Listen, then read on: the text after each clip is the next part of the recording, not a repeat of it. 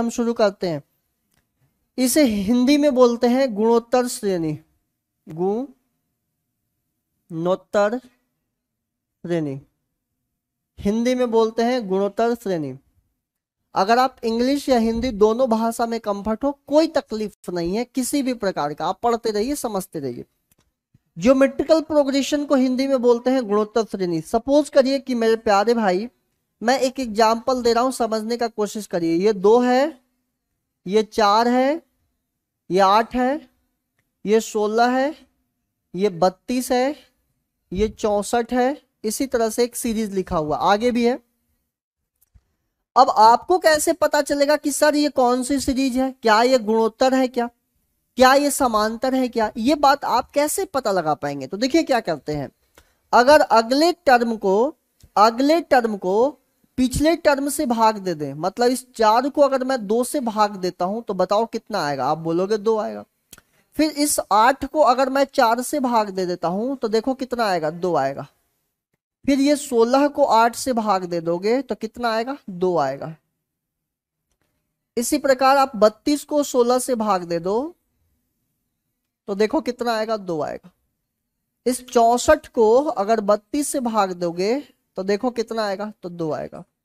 एक बात समझ आया मेरे प्यारे भाइयों कि अगर अगले टर्म को पिछले टर्म से भाग दे दें, नेक्स्ट टर्म को प्रीवियस टर्म से या प्रीसीडिंग टर्म से भाग दे दें, तो उसकी जो वैल्यू आती है ना, वो समान आनी चाहिए। देखो हर जगह सेम दिख रहा है। इसका मतलब है कि दिया गया जो सीरीज है, दिया गया जो श्रेणी है, वो एक गुणोत्तर श्रेणी है। फिर से सुनिएगा।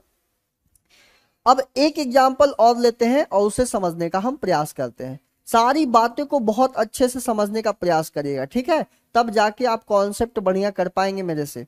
जैसे एक एग्जाम्पल और लेता हूं, बस ध्यान से सुनते चलिएगा। यहां लिख दिया 5, यहां लिख दिया 45, 15, यहां लिख दिया 45, यहां लिख दिया 135। इसी तरह से ये देखो, इस तरह का सीरीज दिया है मेरे प्यारे भाई। अब मैं क्या सिखाया कि कोई भी सीरीज आप देखते से पता लगा लेंगे कि सर ये जीपी है, एक गुणोत्तर श्रेणी है। करना ये रहता है कि अगले टर्म को पिछले टर्म से भाग दे देते हैं। तो 15 को 5 से भाग दीजिएगा तो कितना आएगा? 3। 45 को 15 से भाग दीजिएगा तो कितना आएगा? 3। इसी तरह से 135 को 45 से भाग दीजिएगा तो कितना वैल्यू आएगा? 3। 535 को अगर 135 से भाग दीजिएगा,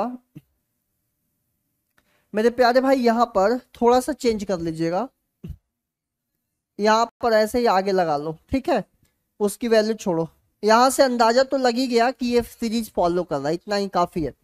सीरीज के लिए इतना चेक कर लो, काफी है ना? अब देखो भाई, सबका वैल्यू चेक करो, 3 3 3। अगर अगले टर्म को पिछले टर्म से भाग देने पे सभी का वैल्यू समान आ जाए तो समझ जाइएगा कि दिया गया श्रेणी एक ज्योमेट्रिकल प्रोग्रेशन है, गुणोत्तर श्रेणी।